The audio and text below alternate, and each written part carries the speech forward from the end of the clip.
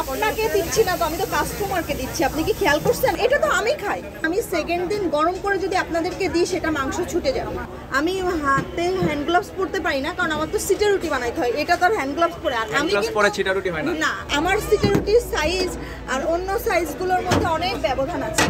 আমি প্রথম হাঁসের মাংস নিয়ে কিন্তু শনি রাকাতে কাজ করা শুরু করছি। আমার দেখা দেখি আমার সামনেই এখন অনেক দোকান হয়েছে, কিন্তু আলহামদুলিল্লাহ আমার এখানে 7টা 8টা 10টা 12টা হাঁস যায়। আমার কিন্তু অনেক খাবারের অর্ডার আসে, সে একসাথে দেখা গেলো 7টা 8টা রান্না করে দিতে হয়।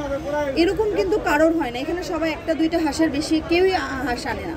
আমার কাছে আছে হাঁসের মাংস, আমার সিগনেচার আইটেমই হাঁস আর ছিটে রুটি।